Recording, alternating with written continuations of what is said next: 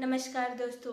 क्या आपको पता है कि जापान और इंडिया में क्या डिफरेंस है? If you don't know about Japan then go through this video. My name is Rohini and I am telling you today about Japan, how Japan is different from India geographically, economically, politically as well as culturally।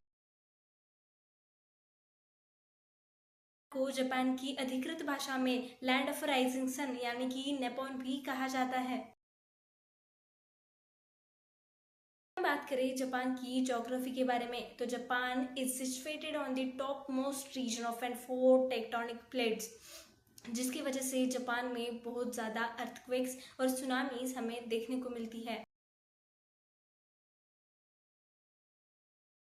में 70% से भी ज़्यादा ज़मीन mountain से भरी हुई है, so it is not a very easy thing to live in. Rest of the Japan is very congested. इसका मतलब बहुत कम सी जगह में बहुत सारे लोग वहाँ पे रहते हैं।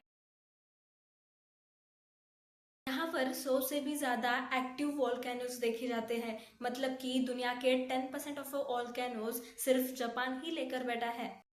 जापान में gas, oil, fuels, minerals in सब की कंगाली है। ज़्यादातर चीज़ें बाहर से इंपोर्ट करनी पड़ती है या तो न्यूक्लियर एनर्जी पे डिपेंड रहना पड़ता है।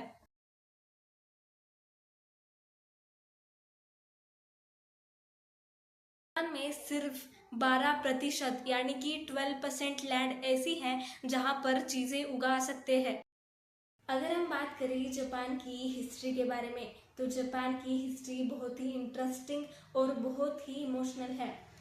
जापान एक ऐसा पहला और आखिरी देश है जिस पर न्यूक्लियर बॉम्ब का टेस्ट हुआ था, यानी कि यूनाइटेड नेशंस ऑफ अमेरिका ने वर्ल्ड वॉर 2 के टाइम पे जापान और अमेरिका के बीच में बहुत बड़ा युद्ध चालू था। उसके ड्यूरिंग वर्ल्ड वॉर 2 अमेरिका ने जापान के ऊपर 2 बॉम्ब यानी कि 6 अगस्त 1945 हिरोशिमा और 9 अगस्त 1945 को नागासाकी में अमेरिका ने न्यूक्लियर अटैक किया था।